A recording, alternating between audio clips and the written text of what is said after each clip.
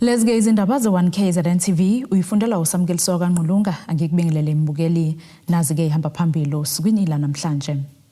Kusathungathwa abamuke nezikhukhula uDungunyane kwi-MK Party eMzumbe kanti owesilisa kwelokudlungula ingane.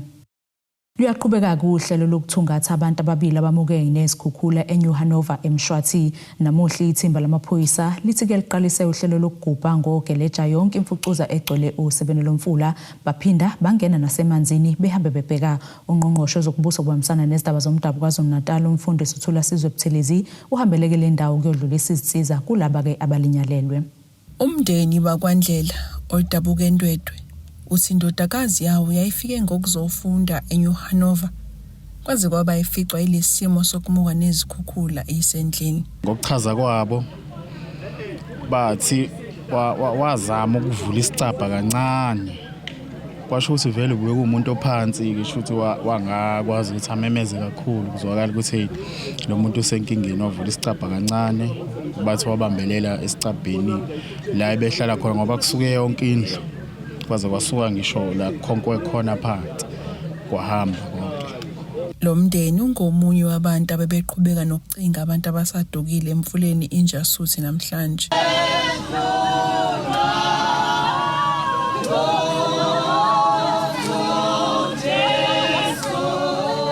Kukhona kakhulu ngisho ubuhlungu enginaba angikwazi ngisho ukubuchaza. Ngikwazi ngisho ukuchaza ngoba since isizwa lezi ndaba nje nobuthonga sisabazi siyaqanganisa ebusuku nakho sivukile namhlanje sezalama ukuthi abatholakala nakusasa futhi safanele siphinde sibuye sizela sizohwanisa. Imeya kumasipala uMshwathi ithi abatakuli bazibophezele basithembisile laba bakwa-Session Rescue ukuthi angeke behambe la angeke behambe ka-Ward 2 ingakatholakali lemizimba esikholelwe ekutheni imizimba emibili esasele bathe bayosebenza koze kubonakala ukuthi kutholakalana egcineni. Kanti kugxekwa ukwakha osebeni lomfula laba bantu abagcine bethinteka imizi yabo ibhidlika obekwakhiwe khona ama-cottage umasipala wayinqabile ukuthi kwakhiwe lapho kodwa abantu baqhubeka bakha ngenkani manje-ke okuyishwa ukuthi bese kuvela inhlekelele abantu bexwayisiwe ukuthi onqenqemeni lomfula akuseyindawo lapho ongakha khona indlu. Siyabanxusa-ke abantu bakithi ukuthi lesi sikhathi esikuso isikhathi vese seyimvula. Uma abantu impela bekhile eduze kwemfula neindawo ezingaphephile siyacela ukuthi bahlehle ngoba lezi imvula ezifikayo zinamandla ngokuphazima kweso so sekudaleke umonakalo omkhulu njengalo esiubona namhlanje. Abatakuli bathi imfucuze sosebeni lomfula yenza kube nzima ukubheka laba basadukile kepha bazama ukuyigumba bayisuse. Trying to separate all the debris that is lodged against the riverbed along the trees. That's where we recovered one of the deceased female that was 55 yesterday, and we're suspecting that amongst all this debris, that's where the others are. We are hopeful that we will be able to recover and to find the remaining victims. We are hopeful, but we will not stop until the recovery is completed. Ezindabeni ze1KZN TV nguAyanda Dube ngisemshwathi.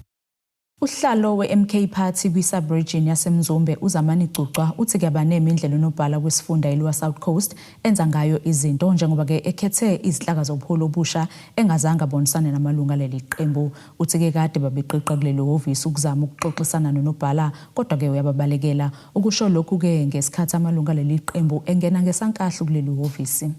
Amalungu e-MK Party lowa South Coast akasele ngesankahle mahhovisi leli qembu efuna izimpendulo kunobhala waleli qembu kulesifunda uGadafi Cele abathi ukhethe izinhlaka zobuholi obusha ngaphandle kokubazisa.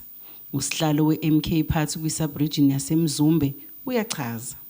I-regional detachment yethu iqhamukeni ikhethe iqembana iqeqebana elikhethile yathi i-task team yayo esizosebenza ngayo ukuthi ingene iyokwenza ukhetho olusho lenzeke emawadini. Wa 35 erenkonyeni sebefikile wa25 erenkonyeni sebefikile bahamba beyokhetha istructure ezintsha esebenzisana ne-working committee kumbe organizing team yakhe le aseyikhethile ekhethwe ngobusuku nokho esingayazi. Ngaleyo ndlela ama-ground forces athe cha, enough is enough, asefuna ukuthi manje azifikele ofisini, athe-ke uma efike ofisini athola ukuthi avalelwe. Uthi uNobhala uhambise uhlu lwamakhansela nezimeya ezizongenela ukhetho lohulumeni basekhaya. Ama-leaders kade vele khona ayakhishwa manje ayashintshwa kureplacewa ngalaba abasha abakhethwa ngoba sekulungiselela ukuthi kuyokhulunywa indaba zokuthi abantu bazobekwa kuma-PR list nabazokhethwa ukuthi babe zimeya. Uthi bafisa ubuholi obuphezulu bungenelele ukuze kuxazululeke lezi inkinga. Kuyikona sicela nje kakhulukazi njengamanje ukuthi i-regional detachment ike ime, silindele ukuthi kufike i-National High Command izosi-addressa ukuze sizoyirezela lezi inkinga esikhuluma ngazo, ngoba lokhu kuhlaluleke kakhulu kade kuwe nje kwi-province kuye kukhethwa ukhetho khona. Uma kuyenziwa ukhetho kade lokwenziwa kwi-province la uthole khona ukuthi besehamba i-correspondence beyithi mayeze nobuholi bama-subregion. Sithuke isimanga kuma sifika la kufika wacaca khona yonke into yabasolibala ukuthi sekunabantu ipoki zakhe sezikhandile eceleni ukuthi akube izona eziyoqhubha le operation yakhe.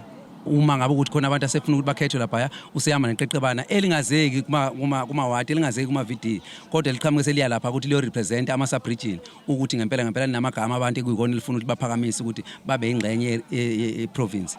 Eziphendulela uNobhala kulezi insole ezithi uhambela ama ward ekhetha ubuholi, uthi lokho kungamampungi. Ngizofuna ukusho nje ukuthi lokho kuyiphutha akaze kwenzeke. I was in there, akukho la ekuthiwa nje ngake ngahlala khona ngithi kuzokhethwa ubuholi. Futhi nakhona ama comrade beyavumelane wonke ukuthi hayi no sizokwenza kanje ayi usekhona usihlalo usekhona uNobhala kuyilokuze kuma VD bekuyilozo zinto nje enjalo silungiselela into ye membership ka 50+1 esasicomplya kwi communique eyayivela kwi national eofisini lika organizer we national uComrade uNkuna. Uthi alukho uhlu alihambisile wabe esechaza ngokukhethwa kwamakhansela. Into yamakhansela is not a competence yelokuze ye region noma ye regional secretary, akuyona icompetence yami. Uma kukhethwa amakhansela ayokhethwa umphakathi kuyohlanganwe wolo abakhomba abantu abakhombayo kwenziwe iprocess leyo eyokwenziwa eyobe idirectwa inational within consultation with iprovince then ihlisele phansi ezansi kuthina kuma regions. Lombiko benwethulela uZamando Sicele wezindaba ze1 KZN TV ngisesayidi. Ugogo umntwana oneminyaka emine ubudala waseCinci enumber 9 kwesakamthetho ngasempangeni nyakatho lakamthaniya ufuna ke ngayithola ibhayili umsolo obhekene necala lokudlengula indodakazi yakhe. Lo msolwa ubevele kokuqala ke namuhla enkantolo kaMantshi yaseMbonambi kanti kulindele ukuba kayafaka isicelo sebhayili ngesonto elizayo mhla 2 ke kuZibandlela. Uveleke kokuqala namuhla enkantolo kaMantshi yaseMbonambi umsolwa obhekene necala lokudlengula indodakazi yakhe eneminyaka emine yasendaweni yaseCinci enumber 9 kwesakamthetho ngaphansi kumasipala waseMfolozi. Lo msolwa ubosheke ngemva kokuba umama womntwana ehambise ingane kumuntu oyelapha umhlume nokuthe uma eyihlole ingane wabona ukuthi hayi ngoba igula ingane kodwa ke inesiqombo zokuthi ke idlwenguliwe. Uma wakhe ke ungakhuluma lokho ukuthi bahamba nobaba wengane ngoba yena mayechaza kimi uthi wathi ubaba wengane ethi ingane inomhlumo bahamba baya komunye umama komunye umama obona onakhuzana ukwazi ukubona imhlumo. Mefika lo mama uthi hayi ayingangami le ndlela ivuthiwe yabo yabuya ke lengane ngitshena manje mina nami uthi ubaba wengane Joseph wayethi yena akangangitsheni thina simthandi angayikithi thina simthandi. So kuvela manje kukhishwa izingane ezinye ukuthi cha nayi indaba hamba utshena nazi izingane ukuthi nayi indaba enginayo. Ugogo walomntwana aphinde abe umama kaMsolwa uthi ke kubhlungu ukuthola ngokwenzeka ngalesi sigameko ngakho ke umsolwa akafuna ukuthi athole ibhayili ngoba ke uma ethola ibhayili uzophinde ke athole elinye ithuba lokudlungula izingane khona egcekeni. Sizizwa kubhlungu ngithi enhlisweni zethu kubhlungu kakhulu yini ngoba ingane incane ngumzali mina ngiyakwazi ukusala ngakho akukho ongakwenza mina kuye engamsiza ngakho ayikho futhi ngoba bathi bafuna ibheli ngeke ngiyakosisi siyohlala phansi mabembheyilela ngibambheyilela mina ngingeni njengoba mina umama wengane ngoba eshethi gogo ngithembe wena bona ubhuti bakhe bathi bafuna ukumbheyilela kumanje ngiyohlala kubo ngibatshenti ibheli no ingane ilimele indaba ebheli anginayo ngoba ngisho ukuthi ngisayohlala phansi nosisi ngibabuza ukuthi ibheli niyayivuma nina na uzohlalaphi ngoba nalemfekaye kunezingane eziningi Lindwe ngizomfonela ngumtshenti ningamvumi uJoseph ngoba uzodlwengula izingane zenu lezi gameko zibonakala ngesikhulu usuku nosuku kule ndawo yaseCinci njengoba ke ecishe ebengaphezulu kwamana amacala aqhubekayo alolu hlobo siqembu le-EFF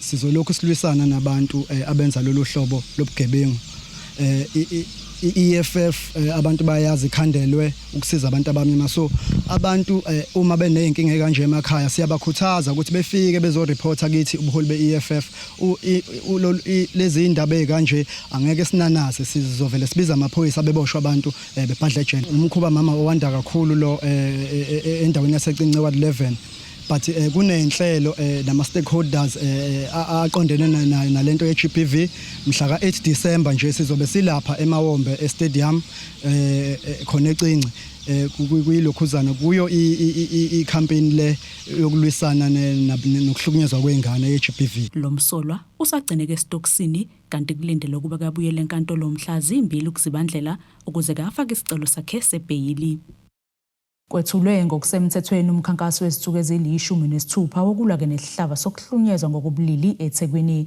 ababeyingxenye lo mkhankaso banxuseke ukubekezelelana phakathi kwabesilisa nabesifazane njengoba bonke beba izisulu zalolu dlame kuphinde kwanxusa ukusingatha kwezigcawu zokubhodla ngezinkinga ezikhungetha abantu emakhaya Abesilisa bakhuthazane ukuba basukume balwisane nalabo abesilisa abangabahlukumezini. Lolu suku namhlanje ngijabulela kakhulu ukuze wonke umuntu wesilisa alwisane nakho angavumeli into eyenzakalayo eyinganeni nasebantu abadala nabesifazane kuba bonke abahlukumezana kuyindawo ubulili besilisa noma besifazane. Isiphatheka kuhle kabuhlungu sabantu besilisa into eyenziwa abanye abafowethu. Umuntu bangasakufuni noma umuntu bewenze into ezimbi bika amaphoyiseni noma ubikele abalungu omphakathi nabazali ukuthole isombululo uhlukane nokuhlukumeza please madoda siyanicela nonke nimi njengoba namuhla kuqala umkhankaso wezinsuku ezili-16 wokulwa nodlame lobulili amalungu omphakathi waselokishini uMlazi eThekwini aphuma ngobuningi abayingxenye yokwethulwa kwalomkhankaso izintombi nto kanye nonomehlo bamashile bephethe izingqombe esikhala ke isililo sokuthi ke sikwanele lento yedine festival esihlukumeza kakhulu kumanje namhlanje nje sinsuku mhla 25 usisi wami wabulawa kabuhlungu okusola ukuthi ekushoneni kwakhe umuntu athi sawayenesandla phakathi lapho namhlanje icala lakhe so nje osihlukumezekile kakhulu ingane ezincane eziyadlengulwa asinawo amavoice abantu bayasaba nokukhuluma vikela abantu babo so nje siyahlukumezeka kakhulu sabantu besifana nabantu besabahlukumezeka because nabo khona sisabashantu besilisa bangakwazi ukuyilwela futhi basabe ukukhuluma nokuyimela since kwazi basana noma project bayahleka abantu besifana beqhubeka bekhuluma indaba zamacebo bashabantu besifazane so nje siyahlukumezeka kakhulu so nje sithi phansi nge-GBV abesikhungo esilekelela abayizisulu ithuthuzela care center esibedlela ePrince Mshiyeni bathi ke ibanga elanjwa izisulu uba ke zibuyele esimeni lide kakhulu kanti ke abanye bagcina ke bephelela endleleni i-challenge ukuthi abantu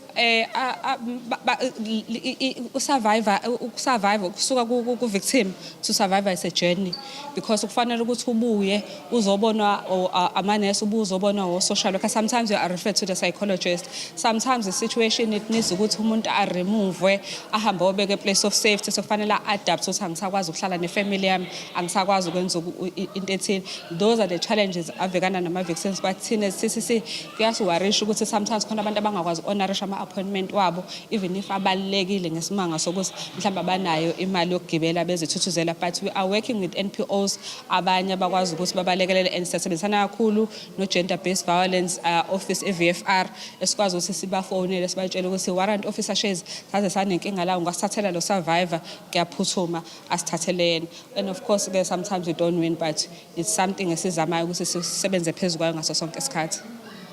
Ezindabeni ze-1 KZN TV kubika uNtomkhona Mvubu eThekwini.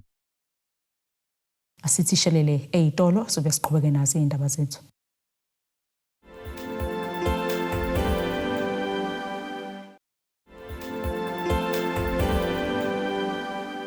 Asikwamukele mbukeli ubukele zona indaba ze1 KZN TV nazi kuyizona ehamba phambili osukwini namhlanje.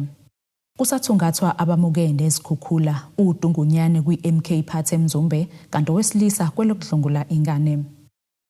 Ikomiti leParliament eliphenya ngezitsolo ezenziwa uKhomishana wamaphoyisa uGeneral Nhlanhla Mkhwanazi liqalile ke namuhla ukuqhubeka umsebenzi wale ejele iHosi Mampuru ePitoli. Leli komiti lenza lokhu ukuze ke uVusumuzi Kets Matlala akwazi ukuzovela phambi kwalo.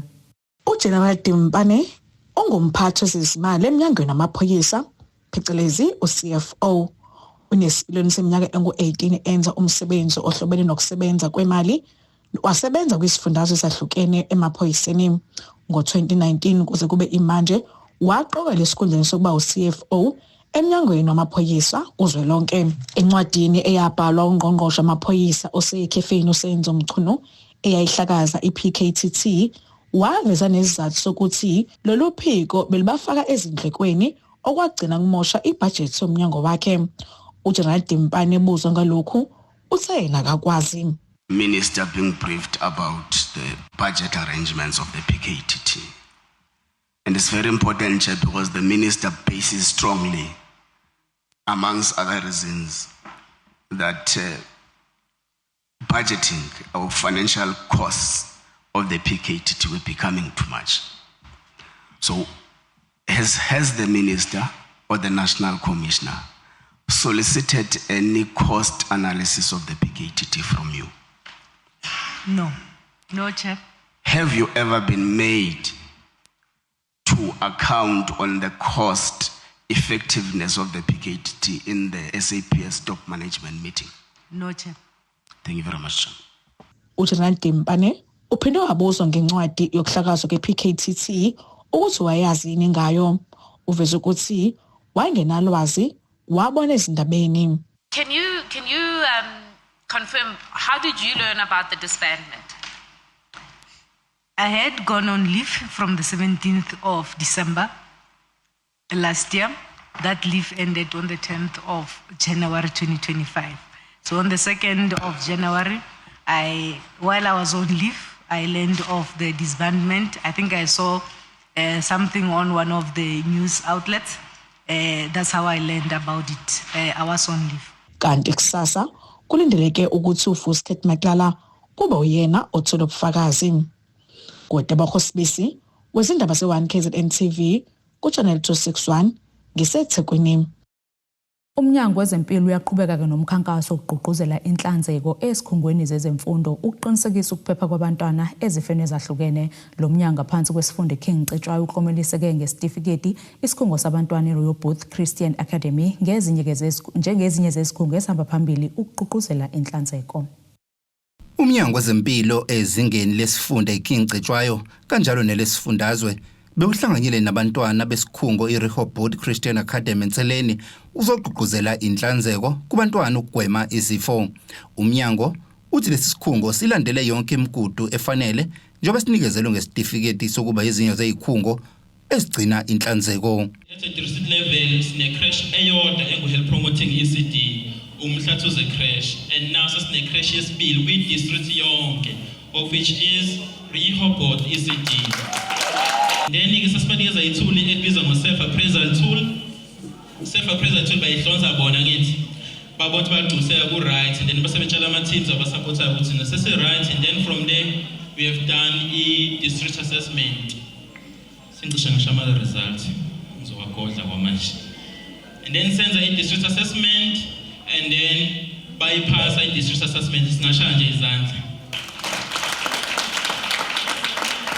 And then after we pass a district assessment, we also invite the province. Now we're ready for a provincial assessment. And then after a provincial team yazoba assess and then bapasa gamalengis. Umphathi walesi sikhungu uThandiwe Ngubane uzwakalisa ukujabula waphinde wathembisa ukuthi bazosigcina sihlanzekile lesi sikhungo. Silandelile uhlelo sisuka kuma department ahlukene saze safika la sesithola khona ama certificate ukuthi ngempela siyayipromote ihealth ebantwaneni abancane.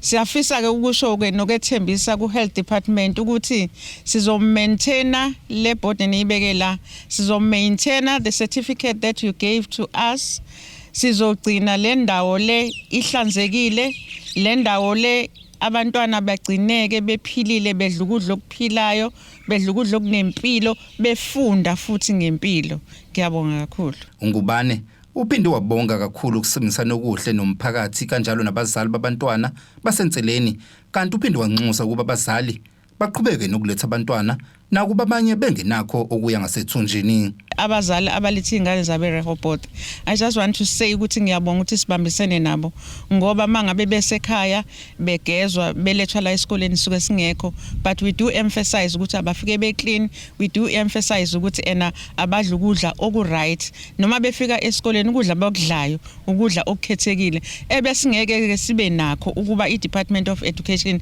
has never supported us. Isupport yabo iyasiza kakhulu nanokuthi sibona kuke kufika umntwana enganakho ukudla. We don't say ukuthi enamzala umphathanga ngani ukudla, uvela gxumeze kuwena azokutshela ukuthi thisha akho lutho esikhwameni sami, and then sizama ukuthi simnikeze ukudla kwe breakfast, azokudla okwe lunch, ahlale happy. Size simcela umzali sithi ungamlovisi ngoba nakho ibingekho into obungamnika yona ekseni, because we do take care of them. Lo mcimbi bewuhanjelwe abazali, abezemfundo kanjalo nabomnyango wezempilo. Izindabeni zo KZN TV kubika uThabani Maphumulo enseleni. Umoya womkhandlu wesifunda iZululand uMichael Khumalo usanxusa somabhizinisi kakhulukazi abangaphansi kwesifunda iZululand ukuba baluleke isandla baxhasa umphakathi oswele ukuze kulisane nendlala. uKhumalo bekhuluma kanjena ke emcimbini okuthula kohlahlomali lwalomkhandlu belibanjele ke emvuzini ngaphansi kwamasipala abaqulusi. Uvalwe ngaphansi kwamasipala abaqulusi umgqiqo womkhandlu iZululand wokwethula uhlahlomali olwathulwa ngoMeyi. Lo mgqiqo kuqale kumasipala uNongoma, uPhongolo, iDumbe njengoba ke uphethwe ebaqulusini. Ekhuluma ke kulomcimbi umeya womkhandlu iZululand uKhansela uMichael Khumalo uthi abantu abaningi eZululand babhekene nobupha, ngakho kunxusa osomabhizinisi bakusona lesifunda ukuba ke balule isandla ukuzama ukulekelela umphakathi. Ngiyanxusa nakosomabhizinisi bakithi bonke abala iZululand basilekelele ekuxhaseni izimo ezikanje, makukhona abantu abalambile sibanika ukudla, makukhona abadinga sibasheshisela izindlu. Ngiyakhuleka nje kosomabhizinisi ukuthi ngaphandle kwabo abantu baseZululand basebudeni bayahlupheka. uMeya Khumalo uphinde wanxusa abashayeli bezimoto ukuba bebe nonembeza emgaqweni njengoba sekuzoqala amaholidi okuphela konyaka ukuze ke kugwemeke izingozi emgaqweni. Ngifisa ke ukufisela bonke abantu zakhamuzi zaseZululand ukhisimuzi omuhle namaholidi amnandi, sengathi bangaphepha. Ngifise futhi sengathi noma kuza abaqhamuka eindaweni ezikude bezobona ihlobo beze emakhaya, sengathi bangaphepha emgwaqeni, kungabi bikho ingozi, kungabi bikho umphefumulo ozohlukana nomzimba, kungabi bikho la kuzokhalwa khona.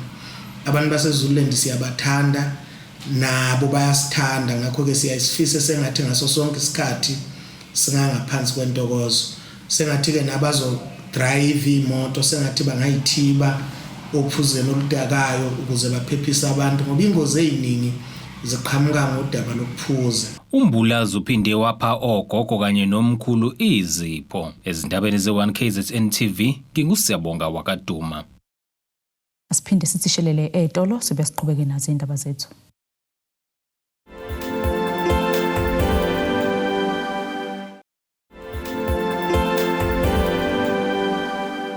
Asiphinde ke sikwamukele imbukelo sabukele zona indaba ze1 KZN TV sikukhumbuzo bokwezona beyihamba phambili osukwini namhlanje.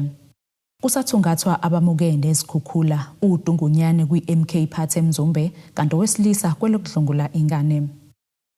Ake sibheke engosini yezomnotho.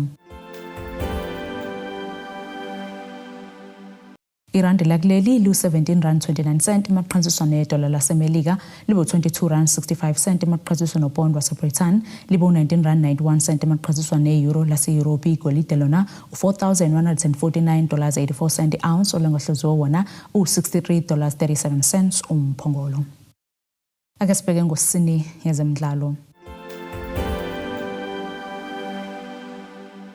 Ubungane obuqhubeka phakathi kwabadlali abathile beMamelodi Sundowns nowayengumqeqeshi waleli qembu laseClod Corp Roland Mokoena buzothatha-ke ikhefu emidlalweni kaGroup C weCAF Champions League. Lawa-ke ngamazwi asakuphaka impi-ke ashiwe ngu-Aubrey Modiba ngesikhathi-ke ekhuluma nabezindaba emumva kokunqoba ngamagoli 3 kwelilodwa kwi-St. Eloi Lupopo yase-Democratic Republic of Congo eLoftus Versfeld Stadium ePitoli ngomgqibelo. Ukunqoba kwe-Sundowns kwiLupopo kubekeke leli qembu eliholwa-ke nguMiguel Cardoso esicongweni seqoqo ngaphambi-ke kokubhekana ne-MC Alger yase-Algeria ngolwesihlanu ebusuku ekuhambeni. I-Alger iphekwa-ke ngumkwena owadla inqwaba yezicoco ne-Sundowns ngaphambi kokuthola-ke amadlelo alihlaza ku-Wydad AC yase-Morocco osekungumlando ukuthi-ke akazinzanga kuyona. Nasi-ke isimo sezulu sakusasa singalendeleka.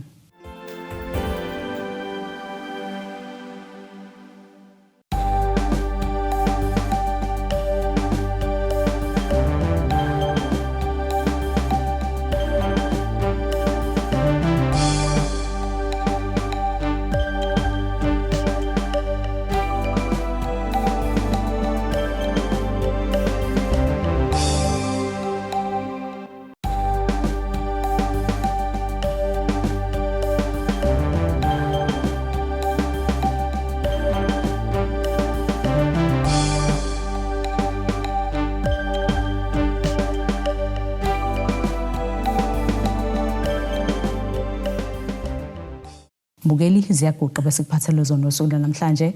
Nanawe-ke sophinde sihlangane kusasa futhi ngasesikhathi esifanayo. Nisale kahle.